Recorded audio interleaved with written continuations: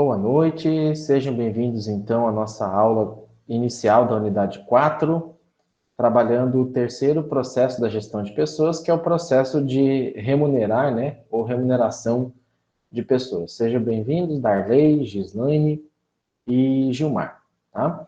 Então, na aula de hoje, eu vou falar um pouquinho sobre a remuneração, né, os processos de recompensar. Então, a gente já viu, né, na nossa disciplina, os 6 processos, a gente falou superficialmente deles.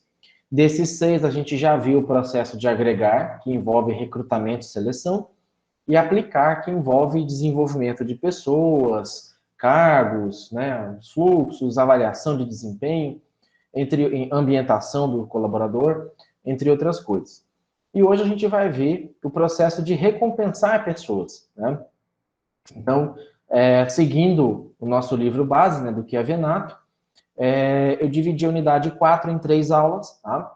Então, o primeiro é sobre a remuneração, a segunda aula, que é a aula de sexta-feira, o programa de incentivos, e a nossa última aula ao vivo, antes da prova, na próxima terça-feira, é sobre benefícios e serviços sociais. Aí a gente vai, né, na semana que vem, a gente vai fazer a nossa prova. São 2 datas, na sexta-feira e no sábado, né? Sexta-feira é dia 20, é feriado, né, estadual, e sábado, né, eu vou passar o horário depois certinho para vocês vão escolher um dos 2 horários para poder fazer a prova, tá? Eu vou fazer, obviamente, uma revisãozinha um pouco antes também, tá? Então, e lembrando, né, que a atividade 2, que vencia ontem, foi prorrogada até sábado, que é o trabalho em grupo. Acho que teve um grupo que já postou, eu não lembro agora qual, e o restante só não esquecer de postar até o sábado, tá? Que daí não tem como prorrogar mais, senão fica muito tumultuado para eu corrigir. Então, fazendo uma pequena introdução ao processo de recompensar pessoas, tá?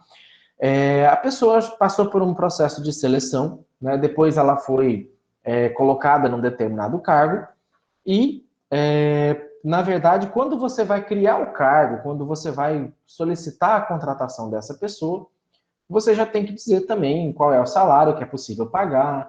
Muitas empresas, elas perguntam qual é a sua pretensão salarial, até para ver se não está muito distoante, né? Aquilo que você quer receber, se é de fato aquilo que ela quer pagar. Boa noite, Marco. E esse processo ocupa um certo lugar de destaque entre os principais processos de gerir, de fazer gestão de pessoas dentro da organização. Porque a palavra recompensar significa, entre outras coisas, a questão de retribuir, né, de retribuição, de percepção. E essa retribuição, não necessariamente ela é financeira. Ela pode ser uma premiação, uma folga, um reconhecimento, um enaltecimento da pessoa. Então, existem várias formas de você recompensar as pessoas, né? Por isso que o processo chama recompensar, tá? E a recompensa, ela deve funcionar como um reforço positivo ao bom desempenho, ao elevado desempenho da pessoa. E, obviamente, sustentar, né, dar sustentação financeira na medida do possível, a permanência dessa pessoa, fazer com que ela permaneça engajada dentro da organização, tá? Então, tem uma teoria chamada teoria behaviorista, tá? Em que ela trabalha a questão do conceito de reforço e punição. Até vou postar depois no CIGA um videozinho do The Big Bang Theory, do Sheldon, né? Que explica de maneira bem didática essa questão do reforço e punição. Que nada mais é do que é um processo muito parecido, muito semelhante para aquele processo de educar um cachorro, de educar um animal. Então, quando o animal faz aquele comportamento que se espera dele, né, ou do qual ele está sendo treinado para fazer, ele é recompensado com um biscoitinho, com um prêmio, com carinho, né? E quando o animal, o cachorro, por exemplo, não faz aquilo que se espera, aquele comportamento, geralmente faz uma repreensão, né, borrifa uma água nele, e aí ele fica incomodado com aquilo e tenta não repetir, tá? Então, quando a gente fala de reforço positivo, a gente está dizendo de você fazer um elogio, de você reconhecer aquele esforço, ainda que não tenha talvez alcançado o objetivo master, né, o objetivo principal, mas se você vê que ele se esforçou, ele deve ser reconhecido, tá?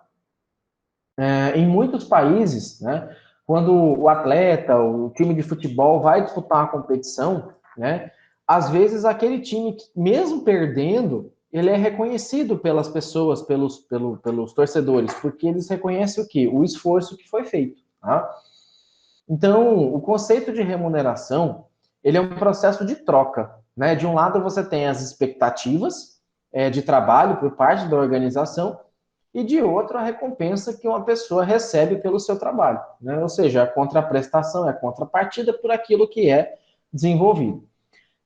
Cada funcionário, no papel de stakeholder interno, já vou explicar a questão do stakeholder, está interessado em investir com trabalho, dedicação e esforço pessoal, bem como conhecimento e competência, desde que tenha certeza de que ele vai receber uma retribuição adequada. Né? Então, quando a gente fala, quando vocês virem esse termo stakeholder, a gente geralmente associa ele a um colaborador, a um participante, a alguém que vai contribuir para o processo organizacional, tá? Exceto na disciplina de gestão de projetos, que vocês devem ver lá no sexto, sétimo semestre, que o conceito de stakeholder, ele é um conceito um pouquinho diferente. Na gestão de projeto, o conceito de stakeholder envolve fornecedor, envolve cliente, tá? E stakeholder na gestão de pessoas envolve a questão do colaborador, do participante do processo de gestão, tá? A não ser que você tenha cliente participando do processo de gestão, o que é um pouco incomum, mas acontece, tá? O stakeholder, ele tem esse de contribuidor, de participante, tá? Dentro da gestão de pessoas, a gente trata 99% das vezes como colaborador da organização. E as organizações, elas estão interessadas em investir em recompensas para as pessoas, desde que elas possam receber, obviamente, a contribuição para o alcance do seu objetivo. Então, ela está disposta a pagar tanto quanto aquela pessoa está disposta a ajudar ela a alcançar os seus objetivos. Então, assim, poxa, professor, né, por que jogador de futebol ganha tão bem? Por isso, tá? Exatamente por isso. Quanto maior o salário pago a esse jogador, maior a expectativa criada de retorno dele. Né? Então, de um atacante fazer gol, de um zagueiro de não tomar gol, de um goleiro de não tomar gol, de um meio de campo, de um volante, né? Dar o passe, não necessariamente fazer o gol, mas dar o passe, né? Fazer o papel de garçom, de servir um atacante para que ele possa fazer o gol, entre outras coisas. Tá? Então, a organização, ela espera pagar um valor que, de fato, ela considera que seja justo e que também possa alcançar o seu resultado, tá? Esse é o conceito teórico. Na prática, a gente tem algumas organizações se esforçando muito para pagar menos, né? Se esforçando, fazendo um grande esforço para tentar otimizar, cortar salário, entre outras coisas. Inclusive, em períodos de pandemia, eu já vi algumas empresas de forma irregular cortar o salário dos colaboradores porque estava em home office, né? Ora, ela está fazendo ele usar a internet da casa dele, o computador dele, a energia dele, né? E ainda quer descontar o salário porque ele está trabalhando de casa, né? Então, não é justo, né? E por conta disso, tem gerado alguns processos trabalhistas, né? Na verdade, o home office ele já existe há algum tempo, ele só não tinha sido bem, na verdade, até hoje, né? Ainda não é muito bem regulamentado. Algumas pessoas acham que trabalhar em casa você trabalha menos, ou trabalha com mais folga, ou até mesmo não trabalha. Tá? E eu posso dizer, particularmente, né, por mim, que o home office ele fez foi aumentar as horas de trabalho por dia. Porque você passa a atender na hora do almoço, você passa a atender à noite, você passa a atender muito cedo, né? Então, ele acaba ampliando essa questão, né, indiretamente do horário de trabalho. E você não vai deixar de atender. Ah, não, ó, não está mais no meu horário, não vou te atender. Né? Não, não é bem assim que funciona. E resultado e recompensa são conceitos diferentes, mas que têm uma certa relação, uma relação um pouco próxima, né? Resultado e recompensa. Então, a gente precisa estudar o conceito de remuneração total para aí sim poder distinguir a questão de resultado e uma possível recompensa. Tá? Então, o que é a remuneração total? Tá? A remuneração total ela é constituída de quatro componentes principais. Deixa eu ativar aqui minha caneta. Aqui. Tá? trocar de cor aqui, botão vermelho. Então, a gente tem a remuneração básica, tá? Que é aquilo que de fato vem na carteira, que é o salário básico dele, que é aquilo que ele vai receber, e que é aquilo que vai servir de cálculo para um 13º, para uma rescisão contratual, tá? Entre outras coisas. Então, é a remuneração básica dele, tá? Incentivo salarial é aquilo que eu posso dar para ele, para aquilo que ele fizer além daquilo que ele está sendo contratado, né? Que é valorizar a proatividade. Eu vou dar um incentivo se ele bater a meta ou superar a meta em 10%, 15%, 20%. Eu posso dar um incentivo salarial para ele, por exemplo, um prêmio de assiduidade mensal, se ele não faltar nenhum dia, ainda que a falta seja justa, né? Mas se ele não faltar nem um dia, não ficar doente, eu posso dar um R$ 100 a mais, R$ 150 a mais, que é um bônus de assiduidade, né? Então, desde que, obviamente, ele não vá trabalhar doente, né, e possa contaminar aí outras pessoas. Então, os incentivos salariais são algo que são extra, geralmente não é somado à remuneração básica, e é geralmente algo alinhado, atrelado a algum outro objetivo dentro da organização. Bater meta anual, bater meta mensal, não faltar, conquistar X número de clientes, não perder cliente, aí cada empresa tem a sua demanda. Incentivo não financeiro, tá? Tem a ver com algo, tem a ver com a questão da qualidade de vida no trabalho, tá? Que está relacionado ao processo de desenvolver e manter pessoas, e está relacionado também, lá na pirâmide de Maslow, à questão da autorrealização, tá? Então, o incentivo não financeiro pode ser um elogio, pode ser uma folga, pode ser um certificado, pode ser, deixa eu ver o que mais aqui, uma viagem, tá? Premiar uma viagem. Mas a viagem é financeira, professor. A empresa dá a passagem, eu pago o hotel e a pessoa se vira, né? Então, mas geralmente o incentivo não financeiro, ele está ligado mais a essa questão de elogio, de reconhecimento, de prêmio, né? De uma folga, porque ele tem essa característica de não ser financeiro. É algo que geralmente, assim, em resumo, né? É algo que geralmente o dinheiro não compra. Ah, mas a passagem, a viagem compra. Sim, é diferente, tá? Mas ele está ganhando a viagem, um prêmio, e ele não está pagando nem recebendo dinheiro por isso, tá? Ele está recebendo o lazer, está recebendo o prazer, que é algo não financeiro, tá? E por fim, os benefícios. O que enquadra como benefício? Auxílio alimentação, auxílio transporte, plano de saúde, plano odontológico, plano funerário, deixa eu ver o que mais, um seguro de vida, entre outras questões, tá? Então, na maioria das organizações, o principal componente da remuneração total é a remuneração básica, que é o pagamento fixo que o funcionário recebe de maneira regular, né, na forma de salário mensal ou salário hora, né, dependendo aí do regime de contrato dele, tá? Então, a gente vai estudar, né, separado a questão de remuneração, incentivo e benefício. Então, na aula de hoje, a gente vai falar sobre remuneração, os incentivos na próxima aula, que seria sexta-feira, e benefício na terça-feira da semana que vem, tá? Então, a gente vai estudar isso bem detalhado para fixar bem na cabeça de vocês, tá? Porque isso é importante. E aí eu vou explicar logo, logo por quê.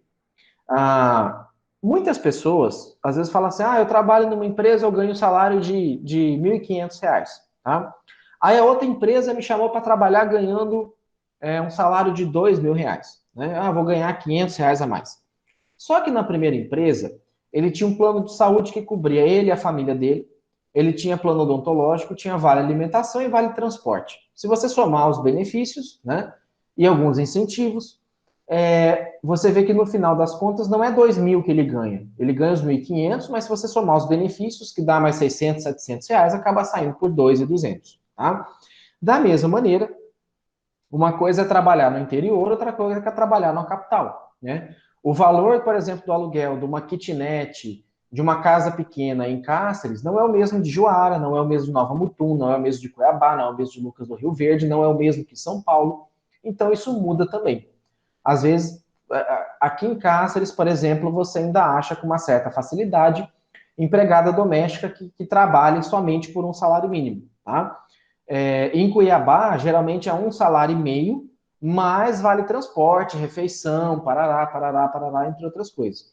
Em Goiânia, geralmente são 3 salários mínimos, mais alimentação, transporte, entre outras coisas. Então, isso muda de lugar para lugar, tá? O segundo componente da remuneração, que são os incentivos, né?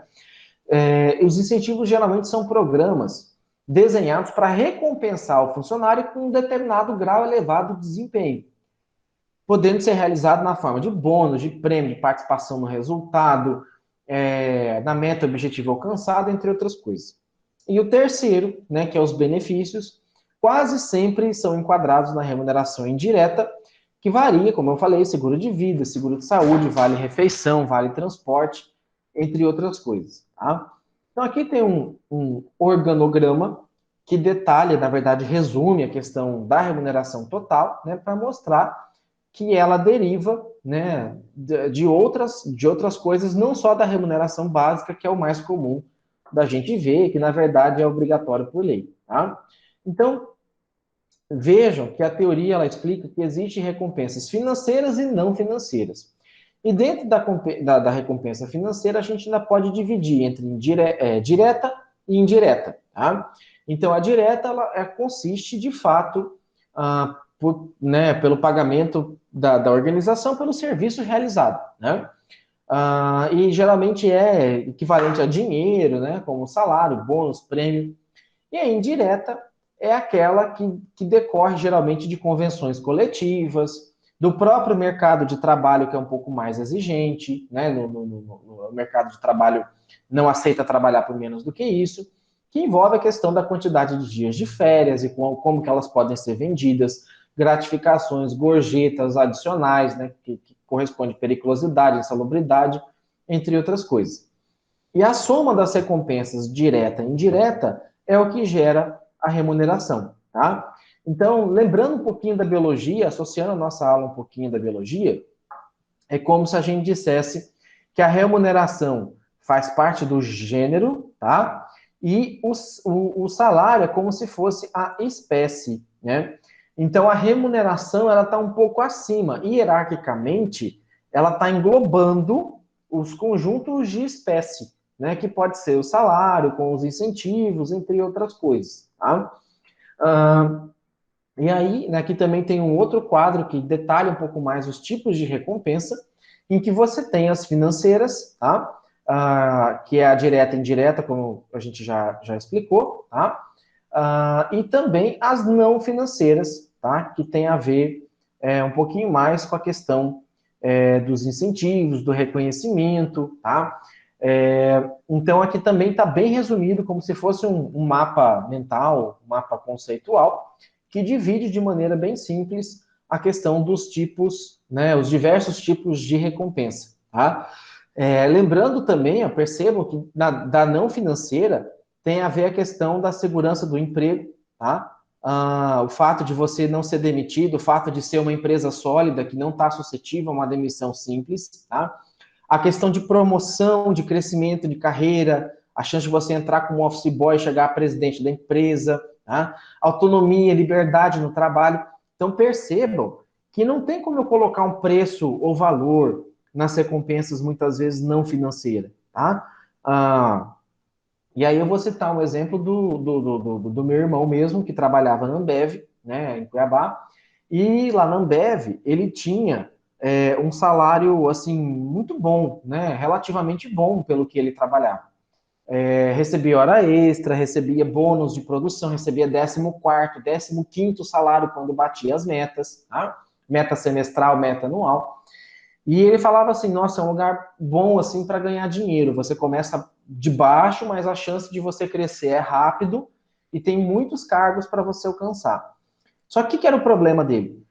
Não adiantava ele ganhar dinheiro e não poder usar o dinheiro numa viagem, não podia usar o dinheiro para outra coisa, porque ele vivia preso. Às vezes ele não conseguia folga, não conseguia, né, assim, usar. O que adianta você ganhar dinheiro se você não puder gastar o dinheiro, né? Então, às vezes, ele trabalhava 21, 28 dias seguidos para ter 1 ou 2 dias de folga dentro do mês. Ainda que a empresa comprasse parte dessa folga, chegava num ponto em que você acabava perdendo contato com a família, né? Porque justamente nas datas comemorativas, Natal, Ano Novo, Carnaval, né, Dia das Mães, Dia dos Pais, são as datas que geralmente se comercializa mais bebida, né, cerveja, refrigerante, é justamente a época que as fábricas estão a todo vapor, tá? Então, a indústria, né, está a todo vapor. Então, não tem condição, muitas vezes, de você usar isso. Então, o fato de você dar uma folga, fazer um reconhecimento, dar uma promoção, dar liberdade para trabalhar, isso se resume e é um ponto positivo, é um ponto para atrair pessoas para a organização. Tá? E aí tem uma dica da gestão de pessoas, que é assim, venda o conjunto, né, e não as partes. Então, as recompensas não financeiras oferecidas pela organização, né, como a questão da oportunidade de crescimento, investimento em treinamento, orgulho de trabalhar lá, autoestima, segurança no emprego, elas acabam afetando a satisfação das pessoas relativa ao sistema de remuneração. Daí a necessidade de considerar toda a recompensa como um conjunto total, e não somente aquele salário ali específico. Tá? Então, até já vi empresa utilizar, por exemplo, como recompensa não financeira, a festa que ela faz no final do ano, né? Então, não sei se alguns de vocês chegaram a conhecer lá em Cuiabá uma boate, um lugar chamado Café Cancún, e tinha algumas empresas que levavam os colaboradores para confraternizar lá no final do ano, né? Então, o pessoal trabalhava na empresa o ano todo pensando naquela festa, né? A festa da firma, a festa de fim de ano, né? Né, geralmente o SBT, a Globo, né? Eles sempre fazem aquela festa lá de fim de ano com os colaboradores. Então, é uma festa que você vai, você pode ver um monte de artista, um monte de cantor, um monte de gente famosa, né? E para algumas pessoas talvez isso é relevante, né? Para mim não é, mas para algumas pessoas pode ser. Então, o fato de você vender, né, todo o conjunto e não somente as partes, agrega valor para a organização, tá? E aí, tem uma coisa importante que eu preciso explicar, né? Aqui tem essa pirâmide aqui, ela é mais completa, tá? E ela trabalha duas teorias dentro de uma só, né? A gente tem a teoria das necessidades de Maslow, tá? Que tem a ver, já vou explicar ela um pouco mais de detalhe já já. E a gente tem a teoria bifatorial, a teoria dos dois fatores, de Frederick Herzberg, tá? E o que é a questão? Eu vou primeiro com Maslow aqui. Maslow, depois de vários experimentos, ele constatou que o ser humano é dotado de necessidade e que essas necessidades dariam para ser reagrupadas em 5 necessidades. Necessidades fisiológicas, de segurança, sociais, estima e autorrealização, tá? E o Maslow, ele colocou o seguinte, que ele colocou algumas premissas em cima dessas necessidades. Primeiro, para você alcançar uma necessidade superior, tá? Que é essa aqui, para alcançar a necessidade de segurança, a necessidade fisiológica tem que ser atendida. Para alcançar a necessidade social, a necessidade fisiológica e segurança tem que ser atendida. Para alcançar a necessidade de estima, para ter a minha estima satisfeita, fisiológica, segurança social tem que estar atendida. E a autorrealização tem que ter as outras 4 também, para eu chegar na autorrealização.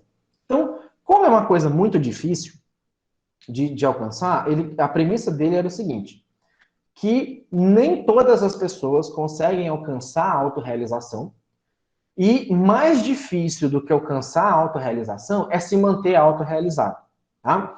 Então, pensem vocês estão no 8º semestre, vocês vão fazer a defesa de TCC de vocês para vocês colarem grau daí alguns meses, tá? Você fez a defesa sua, você tirou nota 10, né? Então, no seu 10, você está super autorrealizado, né?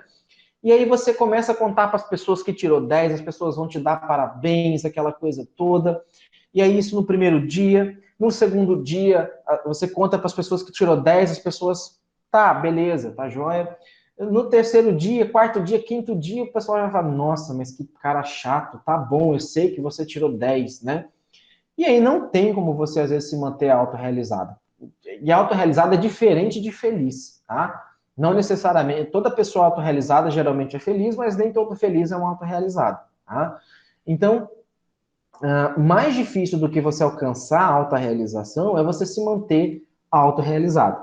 Então, vamos supor, aí um outro exemplo, tá? Você está lá na colação de grau, sua família está vendo vocês lá colando grau, e provavelmente você está aqui no topo na autorrealização, porque é um sonho, talvez vocês vão ser o primeiro, ou um dos primeiros na família de vocês a ter nível superior, né? E aí você está lá super autorrealizado, a família toda contente, de repente, no meio da colação de grau, te dá uma dor de barriga, que é uma necessidade fisiológica, tá? E aí, você tem que sair, né, da colação de grau ali para fazer uma necessidade primária lá no banheiro, né? E aí você volta, você sai da sua condição de autorrealização para atender a necessidade fisiológica. Ou você está lá na colação de grau, esqueceu de trancar o carro, né? Você volta, você sai do status de autorrealização e volta para a segurança. E talvez não necessariamente durante a colação de grau você consiga chegar de novo na autorrealização, tá? Isso é na vida nossa, no dia a dia. O Maslow, aplicando isso dentro do trabalho, do ambiente organizacional, ele diz que as condições fisiológicas estão ligadas à questão de salário, condição de trabalho, né? Então, você trabalhar num lugar que te remunere bem, com uma condição de trabalho boa, com ferramenta, com computador, né? A segurança tem a ver com a estabilidade no emprego, né? Com a efetividade. Então, a segurança que você tem para tomar uma decisão, a segurança que você tem que você não vai ser demitido amanhã por conta de uma decisão sua, tá? Os fatores sociais têm a ver com as relações interpessoais dos seus colegas, a forma de supervisão da chefia em cima de você, se o chefe fica no seu cangote, né? Ou a chefe o tempo todo te pressionando, tá? E aí, você tem a estima, que tem a ver com a questão do progresso, reconhecimento, um pouco de ego, tá? Algumas pessoas acabam confundindo que estima tem a ver com ego, e estima não necessariamente tem a ver com ego, tá? Então, o fato de você ser reconhecido, de te oferecerem um cargo de nível hierárquico maior, é um fator de reconhecimento. Ainda que você às vezes não vá ganhar mais, mas é um reconhecimento para que posteriormente você ganhe mais, tá? E a autorrealização tem a ver com realização, crescimento, é a hora que você fala, poxa, eu conquistei tudo que eu podia conquistar, né? Eu cheguei aonde eu conseguia chegar, né? E para mim, particularmente, né, dentro da minha carreira da Unemat como técnico, eu posso dizer que eu consegui alcançar, né, consegui chegar na autorrealização, porque em 2017 e 2018 eu atuei no cargo de pró-reitor de administração, e é o cargo mais alto que eu podia chegar dentro do Estado. Acima de mim estava reitor, vice e governador do Estado, né, em nível hierárquico. Então, é o cargo mais alto, secretário de Estado e governador, tá? Então, o cargo mais alto que eu podia alcançar. Então, para mim, me sentir autorrealizado, tá? Então, isso é falando de Maslow. Herzberg, Frederick Herzberg, com a teoria dos dois fatores dele, ele divide a questão o que é um fator motivacional, né? E o que é um fator de satisfação, ou fatores higiênicos, tá? Ou satisfacionais, como ele chama também. O Herzberg, ele diz o seguinte, tem muita empresa que fala assim, vou contratar uma consultoria aqui para motivar meus colaboradores, tá? Se não for para trabalhar a questão de realização e crescimento, e se não for para trabalhar progresso e reconhecimento, a empresa está jogando dinheiro fora, tá? Porque não adianta a empresa contratar um palestrante só para fazer o cara rir, só para fazer o cara, né, ficar animado com a piada, com um conto, coisa parecida, tá? Porque isso passa, tá? O fator motivacional, ele passa, motivação é muito relativa, tá? Já os fatores higiênicos, eles têm a ver com o trabalho em si, né, com o ambiente de trabalho em si. Então, esses ambientes de trabalho, ou os fatores higiênicos, eles estão relacionados à satisfação, tá? Vou até colocar aqui embaixo. Satisfação.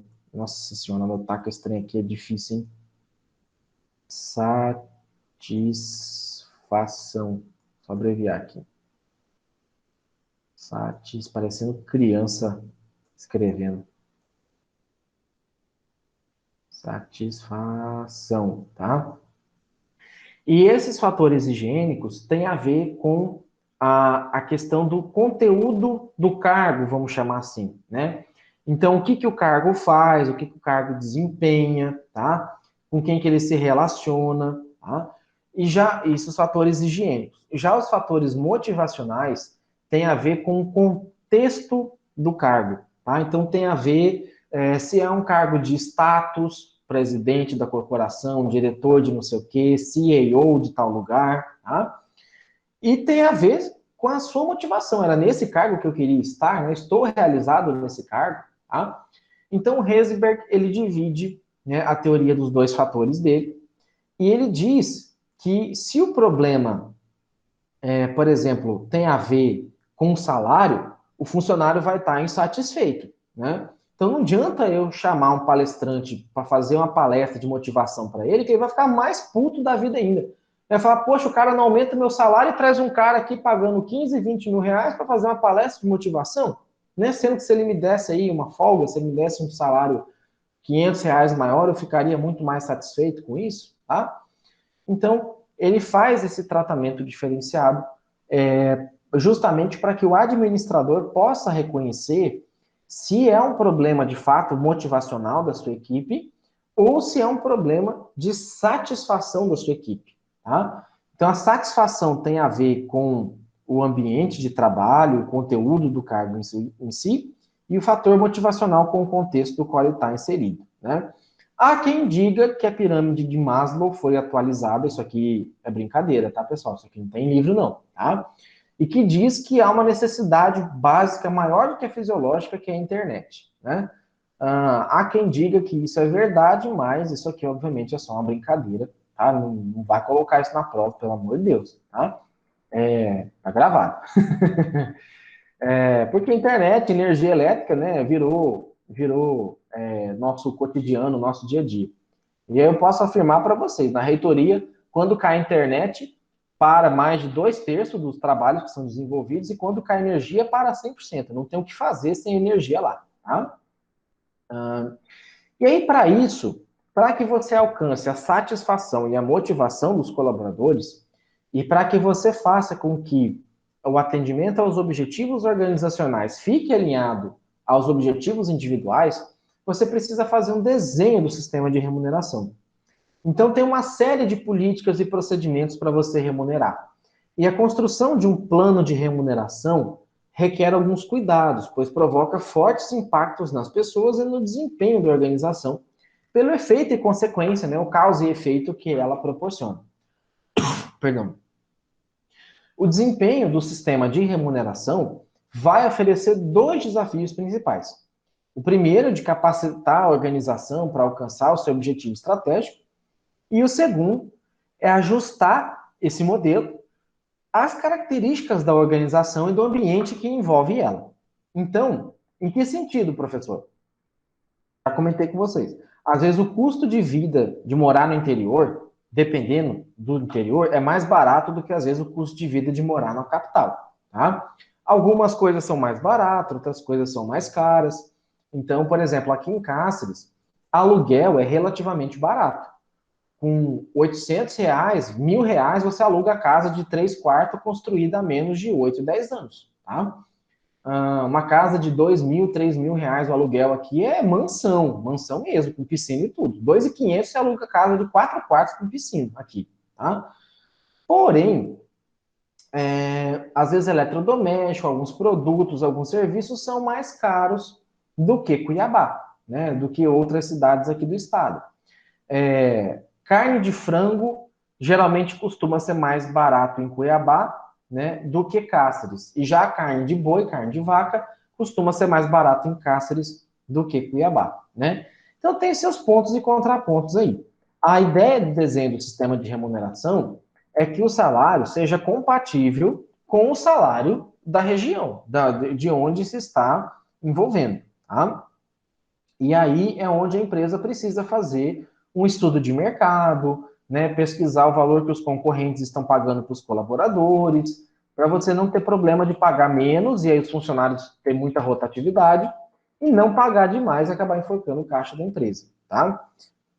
esse plano, né, como é que eu construo um plano desse, professor? Quais são os critérios para a construção de um plano desse? Bom, são 9 critérios para construir um plano de remuneração, né? Então, o primeiro deles é o equilíbrio interno versus o equilíbrio externo, né? Ou seja, a igualdade interna, ela vai obedecer ao princípio da justiça distributiva, né? Onde as pessoas vão fazer comparação entre aquilo que elas estão recebendo e aquilo que elas estão entregando como trabalho, né? E a equidade externa vai alinhar os salários da organização com o do mercado de trabalho. Então, o equilíbrio interno tem a ver com quanto que a empresa paga pelo salário, pelo trabalho, né? E é o primeiro ponto. Né? E o segundo vai comparar se esse pagamento está na média, está de acordo com o restante do mercado de trabalho. Então, fazendo uma comparação, por exemplo, eu não sei em Juara, aqui em Cáceres, geralmente, um assistente administrativo costuma ganhar um salário mínimo e, às vezes, um vale combustível, alguma alimentação ou coisa parecida, tá? Um assistente administrativo está aí na casa de R$ 1.000, quando muito, R$ 1.500, R$ 1.600, tá? Já, por exemplo, em Cuiabá, um assistente administrativo é, no mínimo, R$ 1.800, mais 300 e pouco de alimentação, mais quase R$ 200 de transporte, tá? Chega próximo aí uma remuneração total de 2.400, 2.500 total, tá? E em Cáceres, a diferença, por exemplo, do pagamento do assistente administrativo, que geralmente é nível médio, não é um administrador, tá? Ela é muito grande. Porque se eu pegar o valor que é pago, por exemplo, para o nível médio na Unemat, é em torno de R$ 3.400. O nível, mesmo a pessoa trabalhando no setor privado vai ganhar um terço desse valor, quando R$ 1.100, R$ 1.200, próximo disso, tá? Então é muito discrepante essa diferença, tá? O segundo ponto da construção de um plano de remuneração, tá? Caso vocês forem trabalhar numa empresa que demande isso de vocês, né? Ou vocês querem implantar isso na empresa de vocês, esses os passos que eu estou pontuando aqui para vocês seguirem, tá? Então, você também tem que pensar se vale a pena você pagar remuneração fixa, remuneração variável, ou até mesmo fixa e variável, tá? Então, explicando, né, cada uma delas, né? A remuneração fixa tem aquele valor que é pago no final do mês, independente de a pessoa trabalhar mais ou menos, tá? Trabalhando, não trabalhando, embarrigando o serviço, ela vai receber aquele no final do mês. A remuneração variável, eu posso estabelecer metas, tá? E posso também estipular, por exemplo, valores fixos vinculados à produtividade dela. Então, se eu quero abrir um lava-jato, eu posso optar por pagar aí, chutando, tá? R$ 1.500 para a pessoa fixa, e ela vai lavar de 50 a 1.000 carros que aparecer, né? Ou posso por variável de pagar um salário um pouco mais baixo, tipo meio salário mínimo, mais uma comissão, um percentual aí, 10%, 20% em cima dos carros, dos valores que forem trabalhados.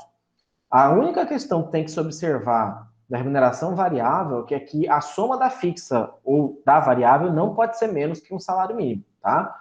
Então, se eu coloquei R$ 500 mais 10% do faturamento, né, da lavagem de carro, esses 10% tem que ser superior a R$ 545, porque a soma dos dois tem que dar 1.045 no mínimo, tá? Bruto, fora os descontos. Então, geralmente, né?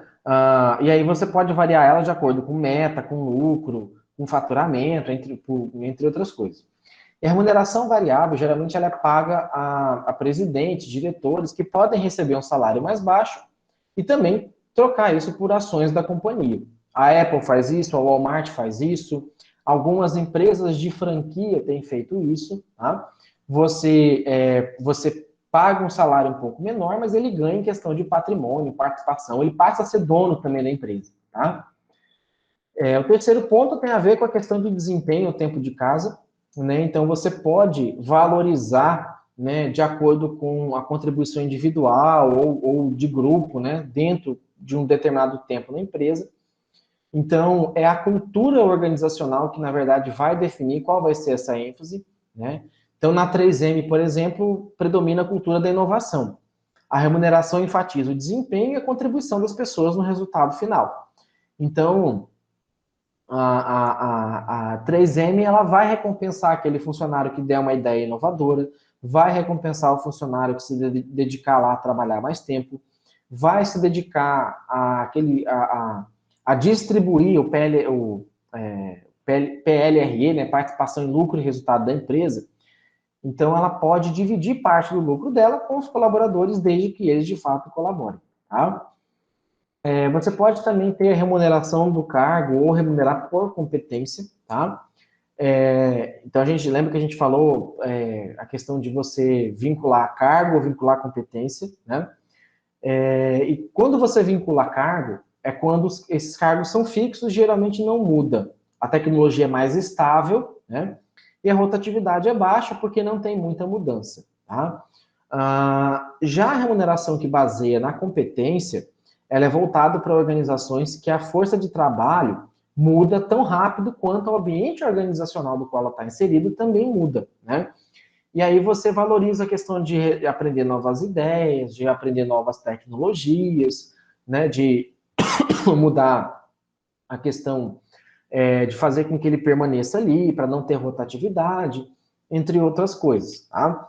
Então, geralmente, quando você fala de cargo, você está falando daquilo que é mais mecânico, que não muda, que é mais estável, né? E quando você fala de competência, é algo que muda, né? Então, por exemplo, algumas pessoas têm vergonha de falar em público, algumas pessoas têm vergonha de falar na frente de uma câmera, e depois dessa pandemia não teve jeito, né? A gente precisa adaptar para falar em público, adaptar para falar na frente de uma câmera, entre outras questões. E aí eu falo por experiência própria.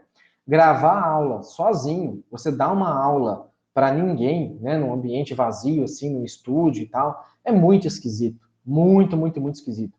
Eu lembro que em 2012, na primeira vez que eu fui gravar uma aula para uma turma de administração pública da UAB, eu pedi para umas 6 pessoas que eram alunos meus da faculdade particular que eu dava aula para assistir, para ficar no estúdio atrás da câmera assistindo a minha aula, para eu não ficar falando vazio, porque era uma coisa muito esquisita. Tá? Então, era uma competência que precisava ser trabalhada e você vai, né? A primeira aula tinha 6 pessoas, na segunda aula já tinha 3, né? Nas outras aulas foi reduzindo para 2, uma, e no final já estava acostumado com a câmera ali. Tá? A questão também que é super importante para a construção de um plano de remuneração. A questão do igualitarismo ou elitismo, que você precisa tomar um certo cuidado. Tá? Então, a remuneração pode incluir o maior número possível de colaboradores sobre o mesmo sistema de remuneração, que é o igualitarismo, semelhante à administração pública. Independente, né, da pessoa, ela vai receber pelo cargo, né, que ela desempenha. Tá? E aí você pode estabelecer, esse é o modelo do igualitarismo, você não diferencia idade, gênero, nada disso. Tá? Você pode estabelecer diferentes planos conforme os níveis hierárquicos ou grupos funcionários, que é o conhecido como elitismo. Né? Então, você pode dizer que quem tem, por exemplo, nível médio é um salário, com nível superior é outro salário, com especialização é outro salário, né? Com determinadas horas de curso, você ganha mais uma parte de salário, entre outras coisas, que é o modelo do elitismo. Tá? O elitismo, ele acaba reforçando a questão da hierarquia das organizações, né? Então, a tendência atual se move para sistemas um pouco mais igualitários, que dão pouca importância em nível hierárquico, porque a responsabilidade no sistema igualitário ela é compartilhada. E no nível hierárquico, a responsabilidade maior é sempre do nível hierárquico maior. Tá? E o modelo mais moderno, né, que privilegia o sistema igualitário, ele dá um pouco mais de flexibilidade, acaba encorajando o relacionamento e cooperação entre os colaboradores, entre outros pontos positivos também. Tá? Os dois sistemas, na verdade, têm pontos positivos e pontos negativos. Né? O igualitarismo ele não vai diferenciar gênero, cor, raça, nem nada disso, tá? nem questão de hierarquia. Tá? Em contrapartida, qual que é o problema do igualitarismo? é que, às vezes, se você tiver um grupo de pessoas que não está afim de trabalhar, ele pode contaminar aquele grupo de pessoas que está disposto a trabalhar no seguinte sentido, ó, eu me mato de trabalhar, trabalho 10 horas por dia e ganho meu salário X no final do mês. O fulano só falta, fica de trololó conversando o dia inteiro de cara para cima e ganha a mesma coisa que eu, né?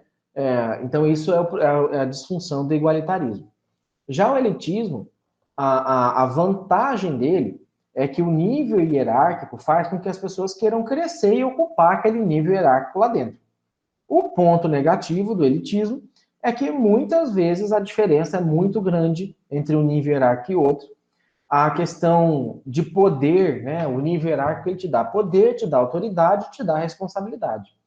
E algumas pessoas não sabem lidar com o poder, não sabem lidar com esse cargo mais alto, tá? Esse é um dos problemas. Outro ponto também, outro critério para construir um plano de remuneração tem a ver com a remuneração estar abaixo ou acima de mercado.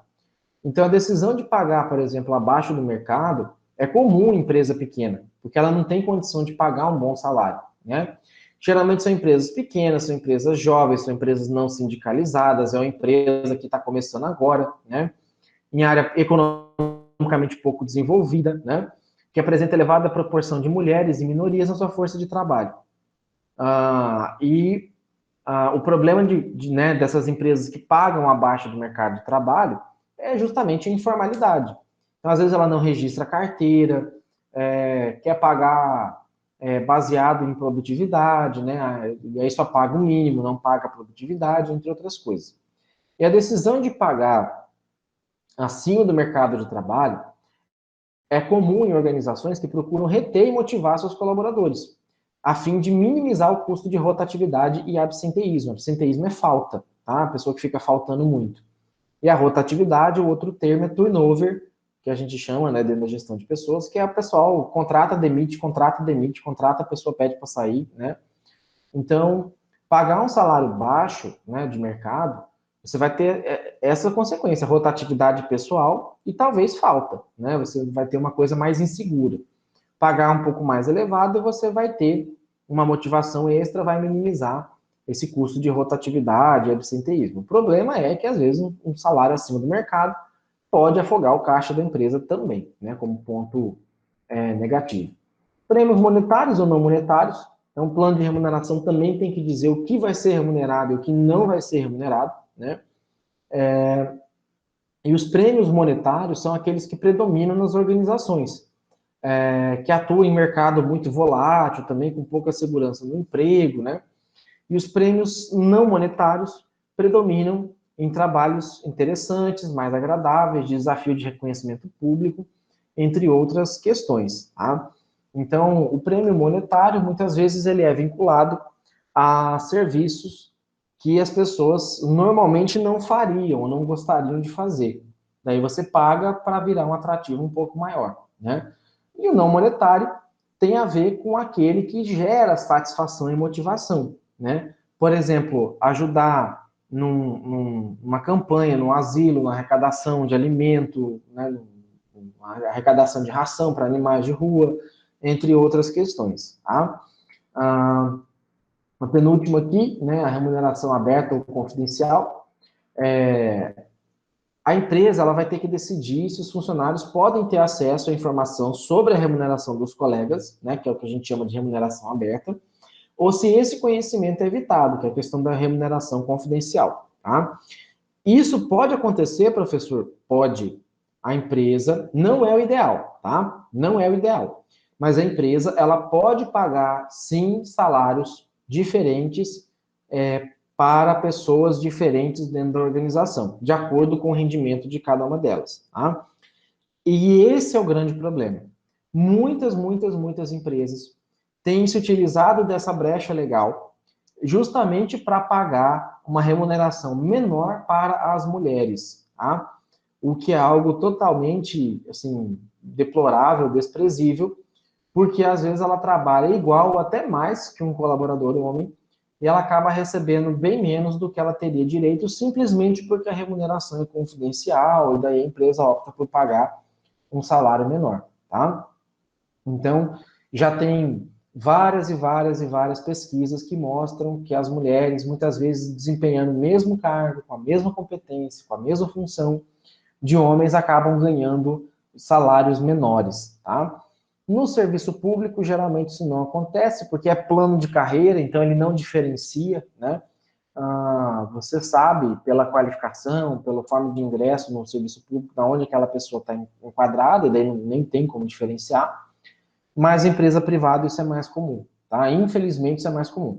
Tem diminuído essa diferença, tá? A diferença entre o salário pago para o homem e o salário pago para a mulher já foi muito maior. Hoje ainda há uma predominância de um salário maior para o homem, mas a diferença ao longo dos últimos 10, 12 anos vem diminuindo, tá? E a remuneração aberta ela é mais sucedida nas organizações com grande envolvimento dos funcionários, né, que tem uma cultura mais igualitária e que promova a confiança e o comprometimento dessas pessoas. Tá? E aí, por fim, a questão da centralização ou descentralização das decisões salariais. Então, as decisões sobre remuneração podem ser tomadas em um órgão central ou pode ser delegada a executivos das unidades organizacionais. Então, eu posso ter uma empresa que tem a matriz em Cáceres, a filial em 15 cidades de Mato Grosso. E eu posso decidir para que só a central que defina o salário dos outros ou cada unidade tem liberdade para definir, porque cada cidade tem uma realidade diferente. Tá? No sistema centralizado, as decisões são tomadas e controladas geralmente pelo RH, do Departamento de Gestão de Pessoas ou Relações Humanas. No sistema descentralizado, as decisões são delegadas aos gerentes de linha, a quem está lá na ponta, que sabe o dia a dia das pessoas, tá? E sabe se pode ou não pagar um pouco a mais, se ela merece ou não pagar um pouco a mais, tá? E aqui tem a questão, um resumo, na verdade, né, e um alinhamento, né, dos critérios para você definir um plano de remuneração. Então, a partir do momento que você opta, por exemplo, pela questão do equilíbrio interno, você quase que automaticamente está fechando o pacote, o conjunto, nesses itens aqui. Ah, não, eu fechei aqui, eu vou adotar uma postura um pouco diferente, eu vou adotar uma postura mais voltada no equilíbrio externo, né? Então, provavelmente eu vou adotar modelo, né, um plano que seja mais adequado e que priorize mais esse modelo aqui, tá? Que, na verdade, priorize essas outras características aqui, tá joia? Professor, mas eu posso ter um misturado aqui dos dois? Pode, mas fica confuso e muitas vezes pode gerar incoerência, pode gerar questionamento, tá? Imaginem vocês misturar, por exemplo, uma situação de remuneração variável aqui, né? Uma remuneração variável com uma remuneração aberta, por exemplo, né? Em que aí as pessoas vão falar, poxa, mas eu sou assistente administrativo e ganho R$ 1.500, o Zé também é assistente administrativo, mas ganha R$ 2.000, R$ 2.500, né? Por que isso? Tá? Então, isso pode gerar alguns questionamentos, não é proibido, mas pode gerar alguns questionamentos de incoerência, entre outras questões, tá? E aí, estudar, né, a administração de salários é estudar um conjunto de normas e procedimentos para estabelecer ou manter a estrutura de salário mais equitativa, ou seja, mais igual e justa na organização. Uma estrutura salarial ela vai ser o conjunto das faixas salariais relacionadas com diferentes cargos da organização. E para estabelecer e manter a estrutura salarial mais justa, é necessário estabelecer duas formas de equilíbrio. O equilíbrio interno, né, que tem a ver com a questão da consistência do salário em relação ao cargo que ele ocupa dentro da organização, e a consistência externa, que é o salário em relação aos mesmos cargos, mas em outras organizações. Tá? Então, mas por que isso, professor? Porque se você manter o equilíbrio interno, mas não externo, vai fazer com que a pessoa, muitas vezes, saia muito facilmente da sua organização. Tá? Você vai fazer com que ela trabalha, ganha R$ 2.000 por mês. Na outra empresa, ofereceu para ela, descobriu que tem uma vaga lá por 2.500. Ela vai te deixar na mão, vai fazer com que você gaste recrutando e selecionando outra pessoa e vai levar, muitas vezes, informação sua, da sua empresa, possivelmente para um concorrente, o que é algo mais indesejável ainda, indesejável, né? Então, esse é o ponto que tem que se observar, que tem que se estabelecer. E aí o objetivo da administração de salário é atrair e reter talento, né? Engajar o desenvolvimento desses talentos, motivar e alcançar o comprometimento pessoal, aumentar a produtividade, mas sem deixar de lado a questão da qualidade do trabalho, ou seja, ele se sente satisfeito, ele se sente motivado, com isso ele enxerga a qualidade e aumenta a produtividade, tá? Então, até prestem bem atenção nisso. O aumento da produtividade, ele é uma consequência, tá? Ele é resultado, é o que se espera, não, tá? Um meio, tá? Não, eu vou fazer com que a pessoa tenha qualidade do trabalho só para aumentar a produtividade. Não, tá? Ela é um subproduto do resultado da qualidade do trabalho. Também serve para controlar custo, né, de trabalho, custo laboral. Deve proporcionar um tratamento justo e equitativo entre as pessoas, sem diferenciar gênero, cor, raça, religião, time de futebol, entre outras coisas, né? Por ser familiar, por não ser familiar, membro da família, tá?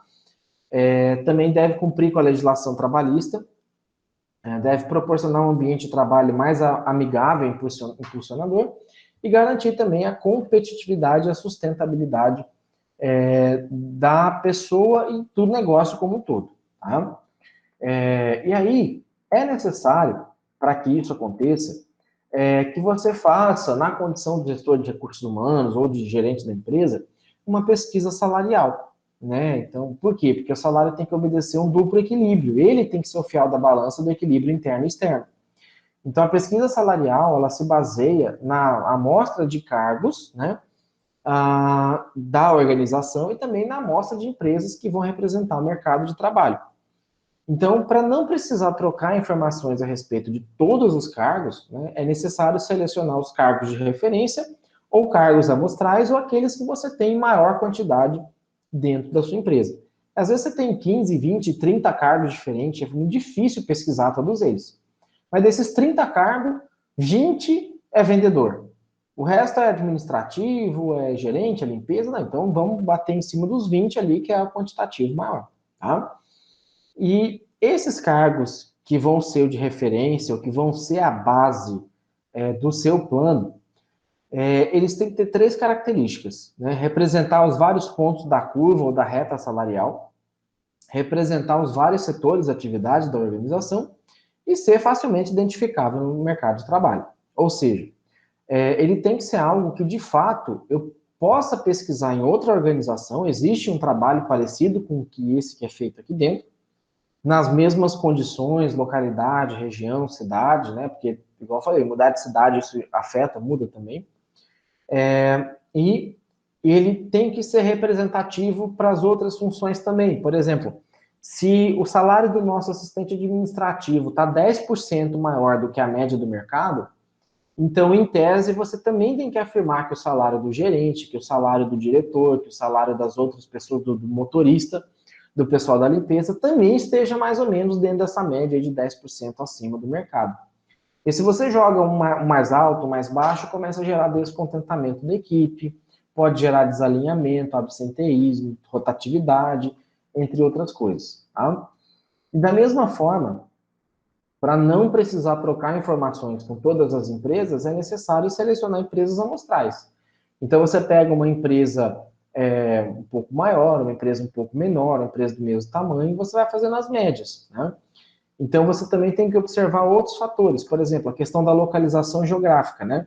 Igual eu falei, uma empresa em Cáceres, por mais que a pessoa desenvolva, por mais que tenha uma matriz aqui, filial em Cuiabá, ou ao contrário, matriz em Cuiabá, filial em Cáceres, você tem que observar deslocamento, né? Por exemplo, aqui em casa eu gasto 1 quilômetro, 1 quilômetro e 200 metros da minha casa ao trabalho. Dá para ir de bicicleta tranquilo, dava, né? Daria, se não fosse o sol escaldante que tem aqui. Já, por exemplo, meu irmão em Cuiabá, que agora está trabalhando numa empresa lá, acho que na Liquigás, se eu não me engano, ele roda 22 quilômetros num dia da casa dele até o trabalho. Né? Então, obviamente, é lógico que ele vai ter que receber lá um auxílio transporte, um vale combustível, porque senão ele vai torrar o salário dele em combustível e trabalhar todo dia. Tá? A questão do ramo da atividade, o tamanho, né? Se é uma empresa do mesmo tamanho, se é uma empresa de porte menor, porte maior, tá? Que tem o tamanho da empresa, ele influencia, sim, também no salário, tá? Uma empresa muito grande, ela costuma dividir os custos fixos e, por conta disso, ela consegue pagar um salário um pouco maior.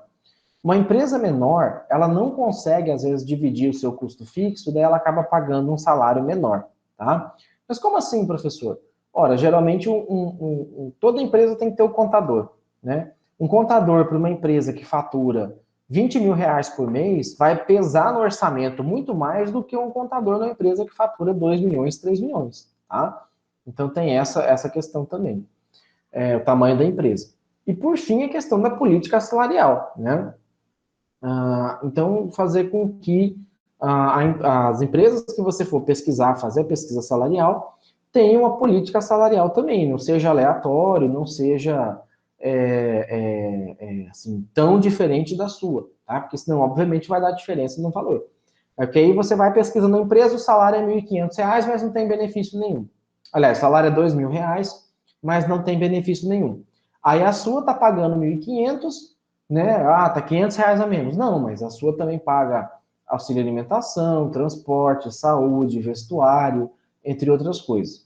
Então, como a pesquisa salarial envolve custos operacionais e tempo para coleta da informação, triagem, que é separar a informação, tabular dado, fazer cálculo, tarará, muitas empresas preferem recorrer à consultoria de RH para comprar essas pesquisas. Então, também é algo que vocês, quando formarem, podem trabalhar. Eu quero, né, você pode ser contratado para fazer uma pesquisa, uma consultoria, para comparar o salário que a empresa está pagando com o salário da região. E eu já fiz isso, já fiz um trabalho parecido com esse. A empresa daqui de Cáceres estava suspeitando que a unidade de Belém estava tendo rotatividade de funcionário, porque ela achava que o salário de lá de Belém, que estava sendo pago, que era diferente do salário daqui de Cáceres, estava menor. Apesar de ser um valor maior, mas estava proporcionalmente menor do que deveria ser pago. E depois da consultoria eu descobri, né, eu até já comentei sobre essa consultoria aqui, que o problema não era o salário baixo, o problema era um erro lá no recrutamento, né, e que colocava que a pessoa ganharia um salário muito mais alto do que de fato ela ganhava. E isso acabava gerando frustração, isso acabava gerando um certo desrespeito, a pessoa gerava uma expectativa muito grande, depois se frustrava, né? Então, por isso a questão de você pagar um salário que seja compatível ali com a região, tá? Então, com isso, eu fecho aqui a nossa unidade, né, do processo de recompensar pessoas. A gente termina a parte 1 de 3 partes, né, da unidade 4. Na próxima aula, a gente vai ver um pouquinho mais detalhada a questão do programa de incentivo, né? Como que funciona, quais são os tipos de incentivo, como que eles ocorrem, como que eles deveriam ocorrer, tá? E aí a gente vai detalhar um pouquinho mais ou menos 1 hora, igual foi hoje, tá? Deixa eu só parar aqui a gravação, daí eu já abro para as perguntas.